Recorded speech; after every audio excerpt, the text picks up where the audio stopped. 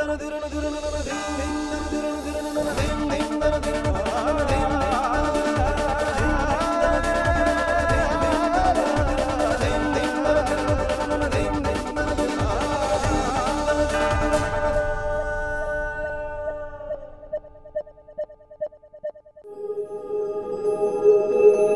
majesty of the Himalayas makes believers out of atheists.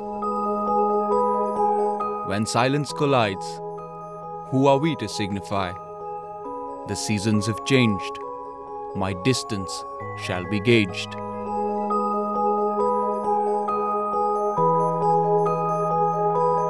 Pain, they say, is temporary. Victory lasts forever.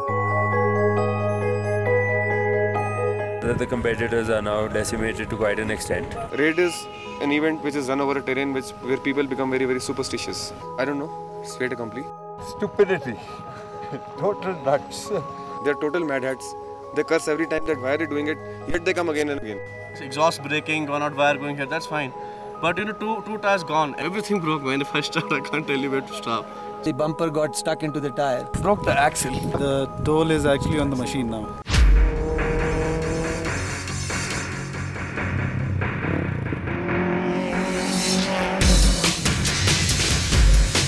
The Raid the Himalaya is one of the toughest motorsports events in the world.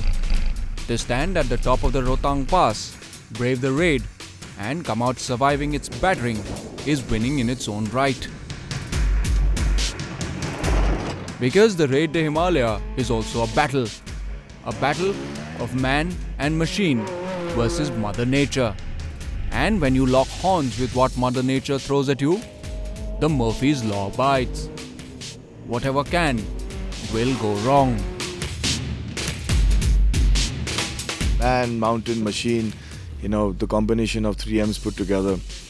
And what I thought about it, it's totally different. You know, it's not only a rally or a race, it's basically deals with a lot of trust and responsibility and respect.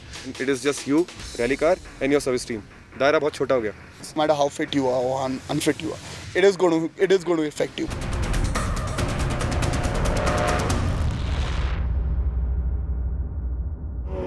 The raid is run in areas where the weather gods tend to get upset without much notice.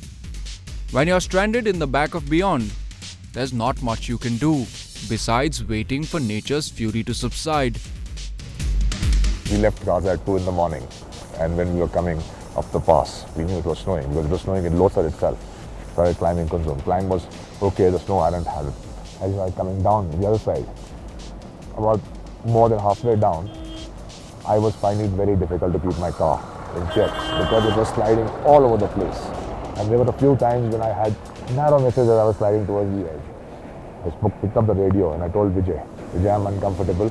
I don't think I should be doing this. None of us should be doing this right now. Because that's when I thought I had reached my limit. You know, you mentioned limit. And the first thing that we said on the radio was, if you're not comfortable, stop where you are. So somewhere we realized that our limits were. And it's very important to do that because foolishness can cost you a lot. Over the years, there have been many times when the raid has been held up or altogether snowed out because Mother Nature decided to charm the rallyists. We spoke to some of the old hands and asked them to recall stories of the years gone by. 2004, we were struck by a blizzard when the rally was on its last leg from Pang to Manali. And it came out of the blue literally because it was a perfectly clear sky in the morning. The rally was flagged off. And by 11 o'clock, we were caught in a raging blizzard in Barlacha. Once again there, the adventure trial cars, which were two-wheel drive cars, and in those days we never insisted on snow chains, started skidding and obviously blocking the road. Within an hour, the organizers realized that this was really going to lead to a major crisis because spending the night in a snowstorm is really not what is required. So these cars were parked to the side.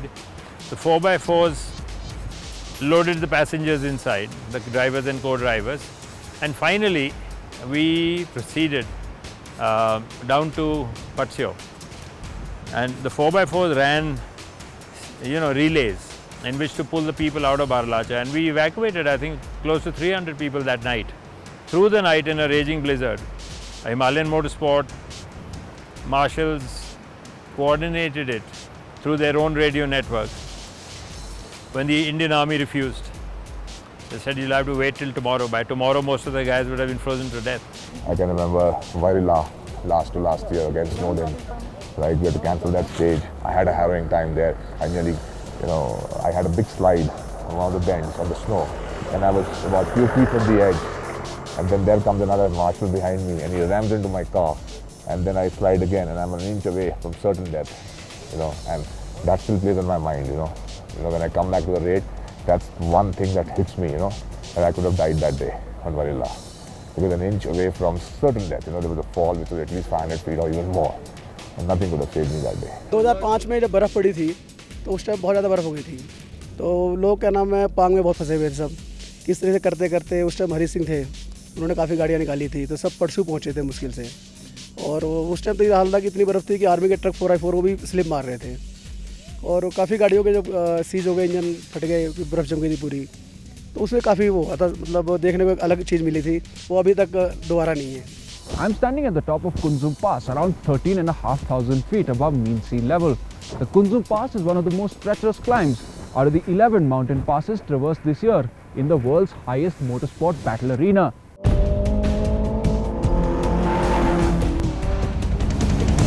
My name is Abhishek Narendra Singh. Welcome, ladies and gentlemen, to the North by Northwest special. Times Now's coverage of the 16th Raid to Himalaya. Let the all-terrain rally tire roll.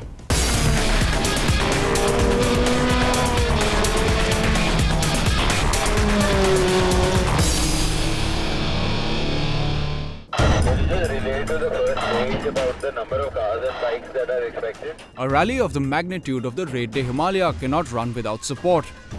And the raid over the years has had support from two entities that remain understated. Yet the support they provide is invaluable. Army, right from the beginning, has played a major role in, in facilitating stops in, in small isolated areas or places where there was no hotels, whether they provided communications, medical attention, road space for the rally. The days we run through to Leh, the convoys are stopped to allow us through. So Army's contribution has been plenty, and then to add to it, Army has always been putting in in excess of 5 or 6 teams, and good in competition right in the thick of it. So I would say that without them we wouldn't be where we are. Marshals are the backbone of the rally. Right? No marshals, no rally. Right? An average of marshals doesn't sleep for more than 4-5 hours or 3 hours a day. The marshals hardly eat, hardly sleep, drive long distances throughout, right? But because over the years, the raid marshals have become a family. It's the bonhomie that brings them together. Marshals have saved people's lives when people have gone off the road, right? The doctors that are with the marshals are also a huge part of the marshal group, right? So, no marshal, no rally, as simple as that. Like the mighty Himalayas that are its home, the raid has seen many changes over the years. It is now at a juncture where once again, change is imminent. And the mountain gods willing, it shall come to pass. Traffic management, road space are all becoming an issue. So we have to, if we have to look for alternatives, and we're looking at areas where we can go and do maybe tests, maybe stages which are well away from traffic lines, so that there's no clash with local populations, and we're not, the sport is not intruding on anyone and not stepping on anyone's feet. So, so that it be a mixture of TSD plus competitive driving plus some tests. That's what we are looking at now, In 1985, we were completely mesmerized by the videos of the Paris-Dakar as it ran then. And of course, the Dakar over the years has also changed in quite many ways. We are going to have to use smaller areas. For definitely the marathon nature of the event will be scrunched. It cannot be that you're driving 400 kilometers a day. To get the same level of excitement, you can do it even in 150 kilometers a day. Things have to be better planned. And what I predict actually for India, if the rallying scene is to survive for the marathon events, is that we will have to amalgamate the extreme and the adventure trial where it is possible that the extreme stages are extremely small, short, but quite technical, and yet the transport sections would be run as a TSD event. So this will be a mixture of both. It will put tremendous pressure on the drivers and the navigators. Leg 3 of the 16th Raid de Himalaya was a loop around Kaza. The initial part of the first and the third stages was fast and flowing tarmac converted into a DZFZ out of safety concerns, and then on to sets of free-flowing straights in the climb to Langsa, Comic and beyond, ending in a combination of rough patches of broken tarmac, gravel, water crossings and huge dips at Demul Junction. They're not rough, they're very fast, very high. The altitudes are varying, starting from Kaza, which is itself at about 13,000 feet. Those stages take you right up to 16,000, 17,000 feet. So pretty much a lack of oxygen, and stages are very fast, winding, dangerous. They did have that speed zones to curtail the level of danger, but yet those stages are fast, fun and actual high mountain rally stages. Suresh Rana's team Maruti Grand Vitara held the lead, followed by Abhishek Mishra, who was leading the team Thunderbolt charge. Captain ABS Gill's Gypsy was third and he was pushing hard. The stages were highly technical and the tricky descent to the flying finish ate up many a brake pad. Not conducive at high speeds. But the whole idea of the Raid de Himalaya is to be non-conducive.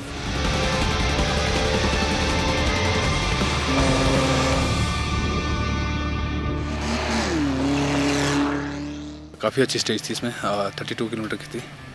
इसमें हमने जो second Abhishek Mishra थे उनके ऊपर हमने 37 second की lead ले ली है, तो अभी हमारे पास 6.5 मिनट की लीड है।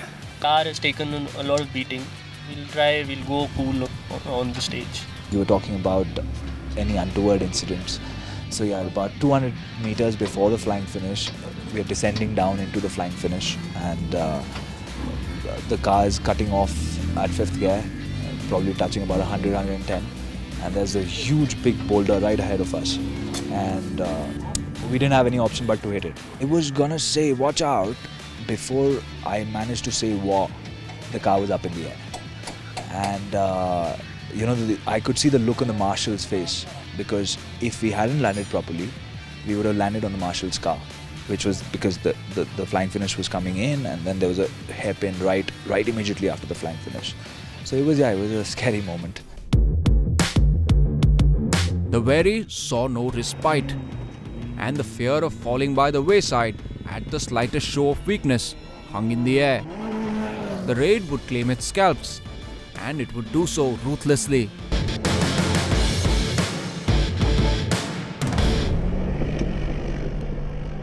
We're halfway through the Raid de Himalaya and the back markers of leg 3 are just passing through. The Raid, as always, has taken its toll, and some have fallen by the wayside. There are 3 more days to go, and it only gets worse from here on.